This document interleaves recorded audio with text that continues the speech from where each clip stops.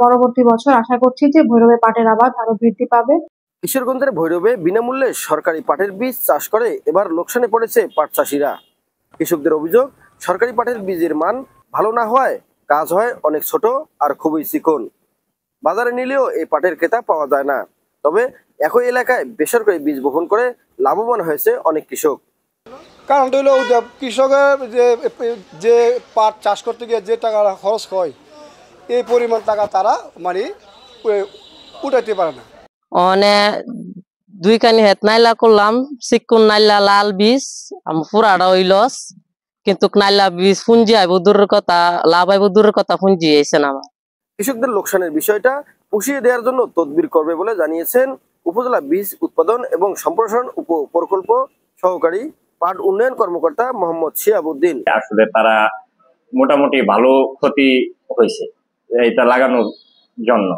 এখন আমরা চেষ্টা করব যে বিএডিসি কর্তৃপক্ষ থেকে আমরা যে অথবা আমাদের ঊর্ধ্বতন কর্তৃপক্ষ এটার কোনো যদি ক্ষতিপূরণ দেওয়া যায়, এটার জন্য আমরা একটু তদবির করতে পারি।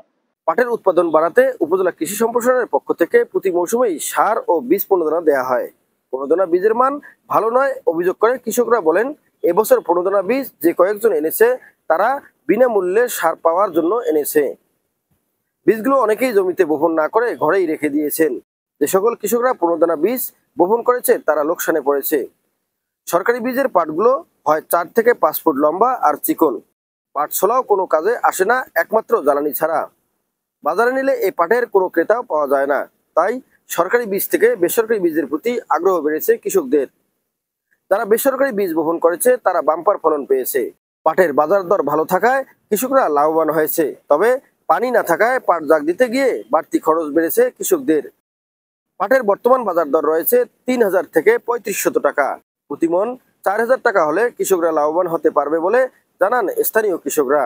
সরকারি যে বীজগুলো আমরা আনছি, যারা করছে সবাই একটু একটু নাইলা এটা কানিতে 4 থেকে 5 মন, আর আমরা যেটা কিনে না করছি 300 টাকা কেজি গরু মারা, এটা 10 থেকে 11-12 মন পর্যন্ত আমরা হেতো মারাইছি। বীজটা লাল নাইলাও কম, এদিকে গুরু বীজ কিনে না 300 টাকা কেজি কিনে না এইগুলো বানাইছি। আমাদের কাটতে হইতেছে এবছর পানির দূর আমাদের দেশে কম, যেহেতু আমরা পাট কাইটা পাট ফাঁকানি পানিতে নেওয়া কাম লাগতেছে বেশি, এই পাড়ে ফর্তা বেশি। ভৈরবে এবছর প্রায় 320 হেক্টর জমিতে পাটের আবাদ হয়েছে। আমাদের দেশি এবং তোষা পাটের তুলনায় ক্যানাপের আবাদ ভৈরবে বেশি হয়। আমাদের মাঠের যে উপসহকারী কৃষি কর্মকর্তাগণ আছেন তারা পাটের রোগবালাই এবং পোকার আক্রমণ সম্বন্ধে কৃষক ভাইদেরকে পরামর্শ দিয়েছেন। এখন বর্তমানে পাটের কর্তন চলছে এবং আমরা এখন এবছর ফলন বেশ ভালো পেয়েছি। বাজার দরও ভালো, যার কারণে ভৈরবে পরবর্তী বছর আশা করছি যে ভৈরবে পাটের আবাদ আরো বৃদ্ধি পাবে। কৃষিতে উৎপাদন বাড়াতে সরকার কৃষকদের মাঝে উন্নত মানের সার বীজ সরবরাহ করবে, এমনটাই প্রত্যাশা স্থানীয় কৃষকদের। News channel 24 news desk.